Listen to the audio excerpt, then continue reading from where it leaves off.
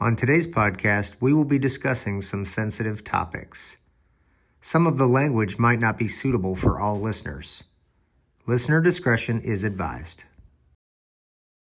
Don't forget to like, share, and subscribe. And I've had doctors tell me that all the time that, wow, it's a different world because you guys are on scene. You're in the house. You're at the accident site.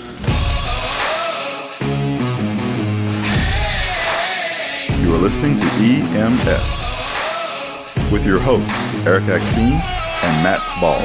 So this is the summarize, a very important topic. We just filmed our child abuse lecture. Mm-hmm. So I know a horrific story. Mm-hmm. When I was training as a resident in California, there was a family that the kids were literally chained to beds, and the wife as well. Now, wait, were you a physician? Were you working as in training? Training to be a physician. Yeah. And so these patients came into the hospital? To RER. By first responders or? Yes, and law enforcement. Sorry, I'm a details guy. I gotta have the big, story. big deal type of thing, like news stuff. Yeah. So, anyway, but it was horrific, and I think that's unfortunately that really happened here, and hopefully not to that extent, but it's pretty common to have child abuse, and we talked about it. Over one child abuse case per minute. Yeah. In the U.S., 600,000 a year. Yeah. More than 1,800 deaths in 2021. Yeah. So were most of those injuries, I mean, obviously there was a sexual component to those injuries. Sexual, yeah. Were they also obviously, so neglect, they were malnourished, they were chained? Naked, malnourished. So what about, were poor they living conditions? abused? I wasn't there in the house. Right. But were they beaten, abused too? Or, yep. Yeah, so it was I think it was really everything. All of the above. Yeah. Oh my gosh. I mean, that's just... You told a story too. Though you have a different perspective because you're actually in the house. Yeah, and we talked about that in our lecture, and that's it's huge. And I've had doctors tell me that all the time that, wow, it's a different world because you guys are on scene. You're in the house. You're at the accident site, and being in the house on these potential abuse cases, that is a huge component to really look at the living conditions of these kids. And the house doesn't have to be a wreck or a mess to necessarily mean that there's abuse happening. Yeah. If it's physical or emotional abuse, the kid might be living in $1 million house with a beautiful bedroom and all the other things, right? That doesn't necessarily mean that they're not being abused. Yep. But yeah, we got called out. It had just finished pouring down rain, and we got called out for a welfare check. PD had called us out for a welfare check. And we showed up to this nice middle-class neighborhood. We're not talking, real poverty-stricken. This was a nice middle-class area. Yeah. And we showed up, and PD was there. And you could tell by the officer's body language that they were pissed. Yeah. Like, you could just feel it.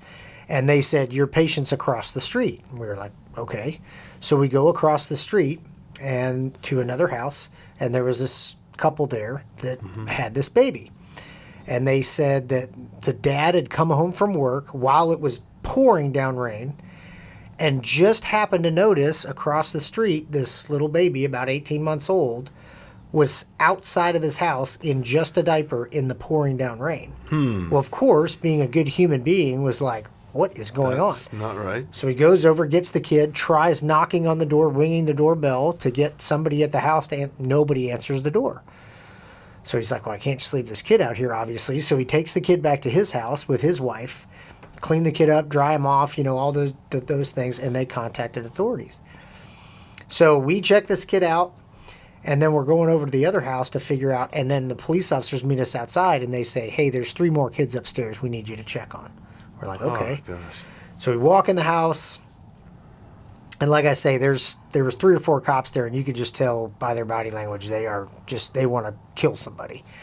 And I didn't blame them. Yeah. We walked in the house. It wasn't like a hoarder house where there was just stuff stacked everywhere, but filthy, dirty, feces, urine on the carpets. Walking up the stairs, there was feces and urine in the corner by the walls. And we're just like, what is going on? Walked upstairs. And there was 3 other smaller children. I think the oldest boy was about 10 or 11. down to this 18-month-old. And just beautiful kids, just big brown eyes, just beautiful kids. And there was a couple of bedrooms upstairs, and I noticed that in each room there was beds with mattresses, but the mattresses were like stained and dirty.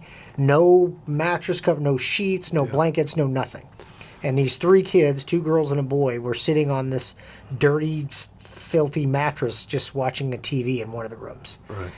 And nothing really wrong with them physically. There wasn't any, acute injuries that we were dealing with. But obviously you could tell immediately, like, this is off, this is not right. We took them all to the hospital. CPS was contacted. But it was just to think, as a dad, as we said in our lecture, we're both dads, to think about a child living in those conditions is just, it's hard to comprehend. It's hard to comprehend how a parent could do that. How anybody could do that, too. Yeah. But yes, much less to your own children. I know. I mean, that's just crazy. Well, I think the best or the most important part of our lecture was, like we talked about at the beginning, was pattern recognition. Yep. Being able to be really organized, more sophisticated in our approach to looking for patterns. It's not a quickly just kind of look at the kid. I mean, we're actually trying to expose as much skin as we can. Right. When the red flags start to go, we're looking at the frenulum. Remember we talked about that as a sign of potential abuse. Yep. Looking for bruising patterns, looking for, the types of maybe even contact bruises. Frequent calls. Frequent calls. Yep. I mean, I think that there's a lot that we can do to save these kids. Yeah. And being in the pre-hospital environment, you're in a unique place. Mm-hmm. You see more, you experience more, you smell more. Yep. Than I can in the ER looking at this kid in a clean bed. Sterile environment, Sterile environment, wearing a gown. Yep. Obviously, I can still do my exam and look for bruises too. Right. But the context of things, I think, is something you offer. I'll never be able to see that unless you tell me about it. Exactly. Yeah. And that's huge part of being the first responder is being able to, you're the eyes and ears for that kid at that point, and then you're the voice for him. And we talked in the lecture about being a mandatory reporter. If you're a first responder nationwide, you're a mandatory reporter. If you suspect child abuse, you are obligated to report that. But like we said in the lecture, we talked about how the parents are probably going to be a little bit defensive. They're going to be acting weird. They're probably not going to want to let the child talk to you alone. They're going to be hovering over the child. They're answering questions for the child. Yeah. And so, on the call or transporting the kid to the hospital is not the time to call CPS. I'm going to probably do that after I transfer care to you. Let me ask you a question. So you're at a patient's home, a little kid. You're suspicious of abuse, and you're going to call CPS. Yeah. And parents refused to be transported. 911 was called for a seizure or whatever maybe, and they said, no, we're not going to go. We've done this before, febrile seizures. We've had them in the past. I don't think we're going to be transported, but thank you very much. Yeah. What do you do? Yeah, what would you do? Yeah, well, so there's lots of resources that you have at your disposal. First off, I'm going to try to use like my verbal judo and my experience to try to find out how to convince the parents to let me transport this kid. Hey, even though it was a febrile seizures, if they've had these in the past, usually kids only have 1, maybe 2 febrile seizures in their lifetime. If there's a pattern here, we want this kid to really be checked out by a neurologist and make sure it's not just a febrile seizure. There's something else going on. And so, I'd really, so use my verbal judo. If that didn't work, my first call would probably be to you. I'm probably calling med control. And say, hey, why don't you talk to a doctor? Because as the paramedic, I feel like this we're a team. Yeah, the kid needs to go, but I'm saying this to the parents. Now you're going to talk to a doctor, and a doctor's going to recommend, and I'm going to go off in private before I talk to you in front of the parents and let you know, like, hey, doc, I'm suspecting there's something going on here, but we need to get this kid out of here. If that doesn't work, and they still refuse, then obviously it's called a PD. If I feel that strongly that this kid is in danger, Now I'm getting on the radio or getting on the phone calling dispatch and saying, hey, I need PD out here. And, you can tell the parents, too. Like, you get to that point where, well, I'm sorry, but you're going to have to go. We're calling CPS on this case. It's concerning. Right. I'm not doing that without PD there. Correct. Yeah. That's right. And we talked about that in the lecture, too. Yes. Wait till you're in an area where their assistance is available and present. Yeah. But I think that when you do it, they're going to be angry. And you say, well, listen, I mean, if you're willing to be transported, it's nice and easy. Otherwise, you're going... with PD. I mean, it's like they can make the choice. They're gonna be angry, and then CPS will sort it out. And then if there's no child abuse going on, then hey, they can be angry all they want. But there is a consequence though to calling. If we're gonna call, we better really be suspicious. We don't want to willy-nilly call on any pediatric case because right. I mean, kid there are consequences, right. And families really, I mean, they can have their kids taken away from them for a period of time. Yeah.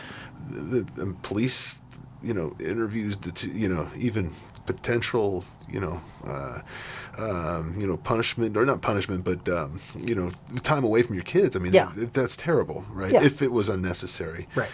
But like we talked about in the lecture too, just like with EKGs, right? You're looking for a pattern. You don't only get EKGs on STEMIs, right? You're going to get EKGs on a lot of people that may not have even needed it. Right. Same thing with these CPS reports. Right. We're going to hopefully call on more CPS cases than we need, so we don't miss as many.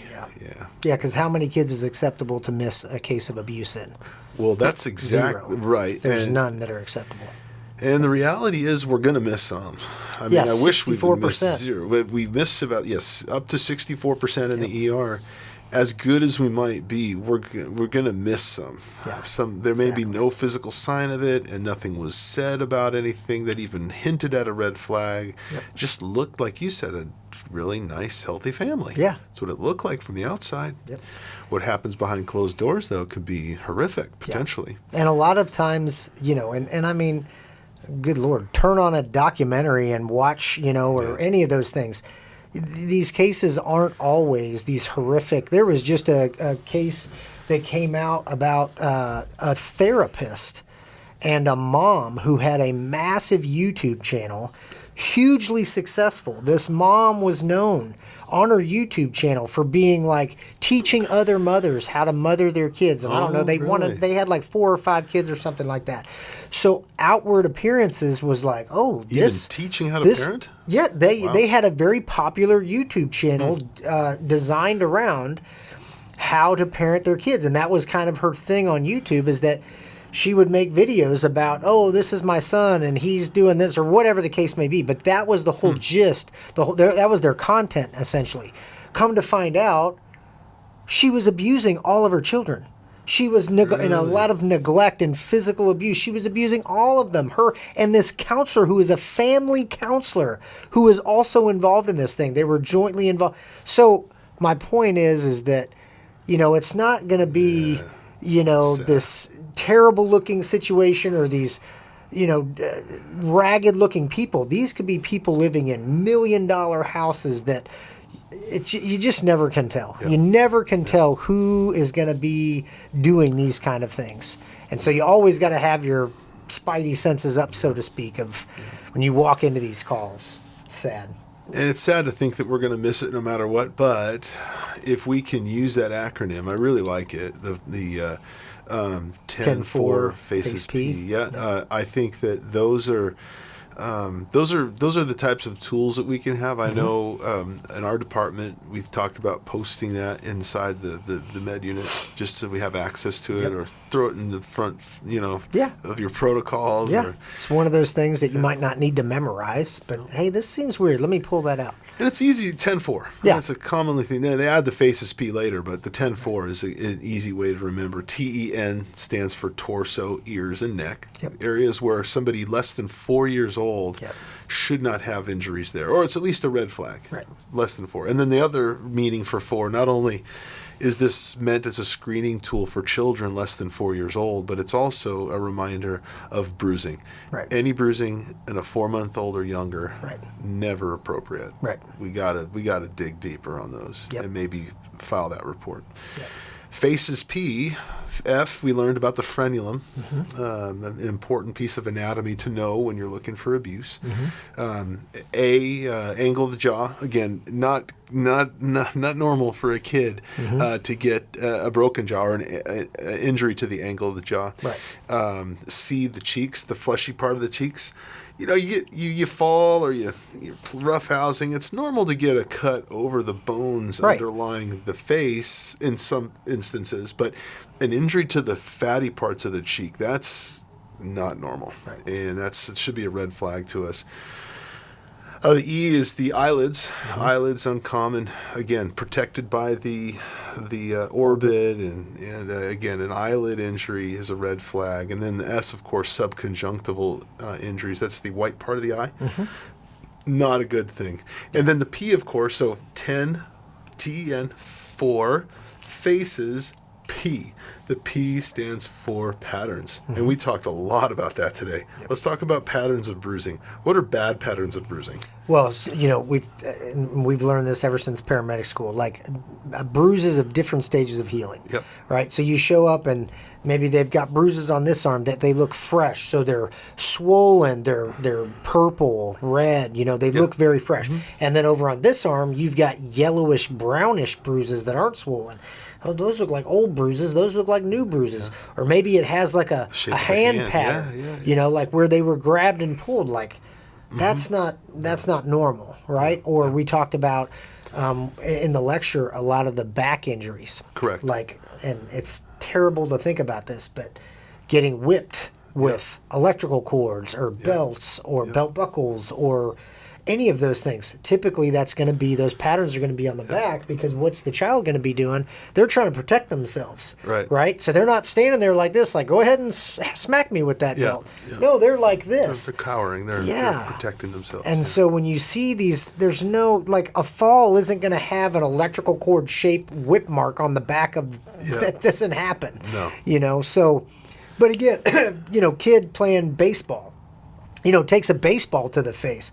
Okay, that might explain a broken nose or a soft tissue injury to the cheek. Right. That the injury matches the story. Yeah.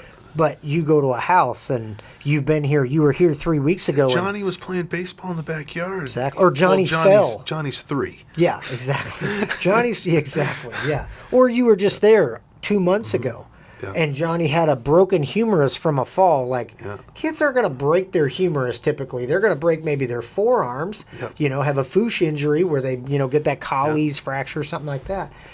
Just doesn't match what you're saying. It's not matching what you're telling me. Yeah, when you think, you got to look at the injury, the mechanism, and Johnny was at a swing set or play like a jungle gym, and he fell a distance at the jungle gym. Yeah. Kids play, kids fall. We can have injuries and break bones and do things like that. Right. But a 3-year-old, something less than 4. Those little kids aren't climbing up to high places, and or that little baby that, my 3-month-old has got all these bruises. Well, he fell down the stairs the other night, or whatever. Well, these kids can't stand up. Yeah. Well, first off, that's a sign of abuse right there. If they fell the other night, you're just calling now, you know what I mean? Yeah. Like that to me is a red flag. Oh, like, there's so many why red did you? flags. I mean, most caring parents, if their kid at 2 or 3 falls down a flight of stairs, they're probably calling 911 right away. There's an infinite number of combinations of information and physical exam findings you can have. There'd be no way you and I could cover them in one 1-hour lecture. No way. But the patterns, though, we can recognize patterns, hear the history. This doesn't fit together, even though I've never seen this shape of a wound before, but sure does look a lot like whatever. Right. A cigarette Those contact, burns like that. Immersion burns, we talked a lot about burns. Yep. We talked first, second, third degree burns. We talked about the stages of bruising. We kind of briefly talked about that in the lecture. All of these patterns, we can store them away and fit them up with the history. And if they don't match up, that's a red flag. Yeah, again, like we said about STEMIs, and you brought up STEMIs, it's not my job to determine if somebody's having a heart attack. It's my job to look for indicators that somebody might be having a heart attack. Right. And to pass that along to you guys and other experts to look into. That's what my job is. That's right. It's not my job to determine if that child's being abused. That's right. It's my job to go, this isn't matching up. This house looks dirty. The kid looks malnourished. The kid's got bruises and various stages of healing. There's a lot of red flags here. I'm going to report this and let the experts look into this. You know, it's interesting. As you were talking, I'm thinking to myself. I wish he'd shut up. No. Well, you're actually more than that, though, because you talked about cardiac, right? So you're not the one in the cath lab reperfusing those coronary arteries when because you are kind of handing it off to like you see it. Yeah. We've had many patients. Yeah. SVT is that WPW? Right. And you hand the case to me. I manage to take care of it. Call the cardiologist, and they do their job. If it was a STEMI, you see the STEMI on an EKG. You recognize the signs and patterns. So you got the EKG. Yep. That sign, that pattern you see on the EKG now triggers a new set of events. Yep. Activate, transmit. Make sure he gets the aspirin. Yep.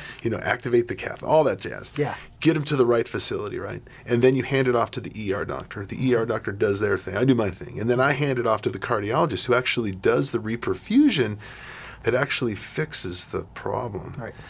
You, with child abuse, and me, if it came in through the front doors of the ER, we're the cath lab. Yep. We're fixing the problem by calling CPS. That's right. We separate that kid from the abuser. 77% of abusers are parents. This is a big problem, and you have the opportunity to activate the cath lab and be the interventionalist. Yep. And get that kid safe. And I think, it's a crew, like with everything, this is a crew issue. So, a lot of times, depending on where people work, you might just be responding in these calls in just an ambulance. It might just be you and your partner. But, if you're a company officer, if you're a driver, whatever, and, the paramedics or the EMTs, the paramedics, they're going to be kind of dealing with direct patient care. And they might not see the condition of the house. They might not see the kitchen and all those things, where the officer or something could look in and be like, this doesn't sound right. They're talking to the parents, and the parents are, well, we got to get in there. We got to see our kid, because they don't want you talking in private with their kid.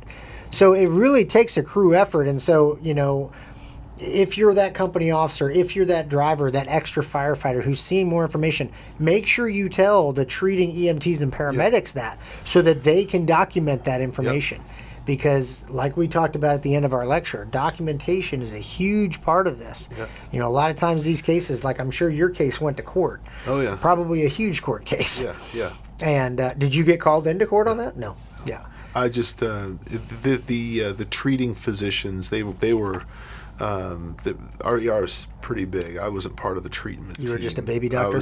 No. Well, it was I came to RER, but I wasn't part of the treatment team for it. Okay. Because in most residency programs, you get a team of attending physicians with a whole bunch of residents. Yeah. And so, but it was the stories of that are horrific. I mean. Yeah. Well, any of these cases are terrible. Nobody wants to see a kid get hurt. Like, no. I don't know if I said it in the lecture or not, but the big hero, any firefighter movie you watch, anything like that. What's the big hero scene? Rescue the baby from the burning where the firefighter pulls the kid or the baby out of the burning building, right? Yeah. And the reality is that doesn't happen very often. No, I've been a fireman for 20 years, and I've never seen that, never done it. But I've been on abuse cases, and so it's just as important. Just because you're not doing the big hero thing and all that stuff. How heroic is that for that kiddo? That's making that stuck phone call with mom and dad abusing them, or doesn't even know they're a baby. That's right, they don't know. Yeah, they're 6 months, a year old. They have no resources, no one to protect them. Yeah. It's sad to think, and we talked about in your department where they have the pinwheels. Yeah. And this is a very affluent area. It doesn't just happen in poor areas. It's everywhere. Happens everywhere. More than one kid every minute. Yeah. That's terrible to think. It is terrible to think. 1,800 deaths we talked about this, 600,000 abuse cases every year. New case, not just new the cases. abuse. It's more than that. I mean, those are the reported cases. Right. It's underreported, underdiagnosed problem. Huge. Yes. If public you think health about emergency. 64% are missed, how many go unreported? Yeah. You can guarantee that number's over 1 million. Yeah. You know, which is just terrible. Yeah, and there's so much more. Even the emotional abuse side of it. Kids are. It's just tough. The world can be a tough place, and for kids who are so vulnerable and dependent upon mom and dad, who 3/4 of the time are the abusers. Yep. And I don't know what the next most common one would be, but maybe extended family too, right? Or caregivers, friends, depending or on caregivers, right? yeah. Brothers, sisters, siblings. I'm sure is probably huge. I think to sum things up, if we've gone, you've gone through that lecture. If you haven't watched it, watch it. I mean, it's a good lecture to review some of these pattern recognition skills. I learned something new just in reading. It's sobering. It's horrific what's going on. But to sum things up, though, we've obviously got the 10-4 phases P acronym, which is a good tool you can use.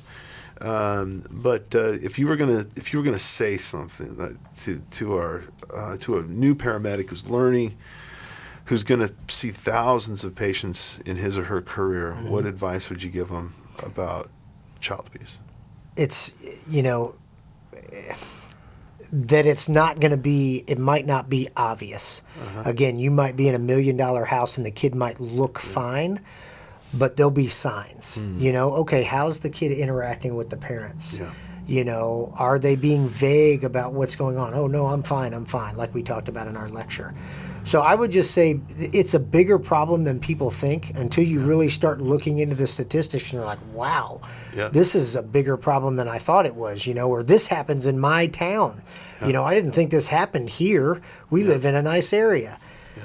Always, anytime you're dealing with a kid, just always have that element of, and you could even take this to elder abuse too, like you go into nursing homes and APS stuff. too, Yeah, it's the same thing. So, we're the front lines, being out there in the field, we're the front lines. Just always have your radar up for something that seems off, and don't be afraid to call and report something. That's really good.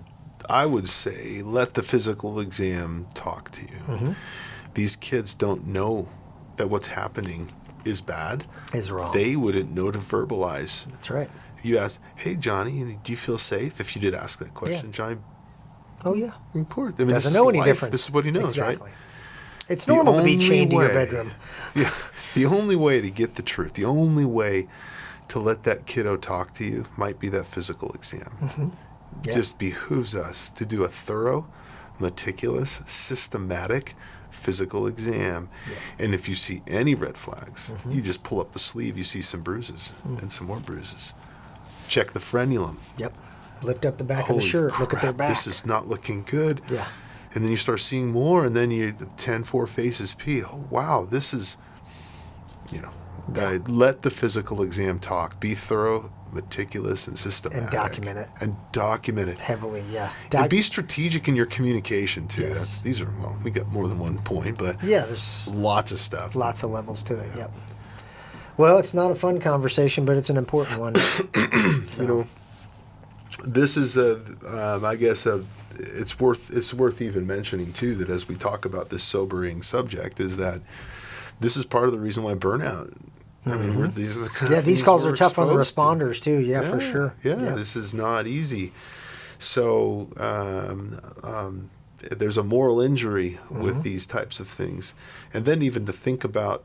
In my career, how many times have I missed it, right? I mean, there's a moral injury there, too. So we got to do the best we can with every patient. You can't do better than your best, but just be faithful. Treat that kiddo like it's your own family.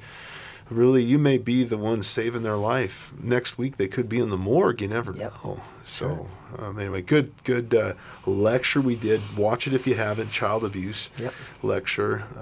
Important to watch, and a great podcast. See you on the next one. Safe health. Thank you for listening to EMS, the Erik and Matt Show.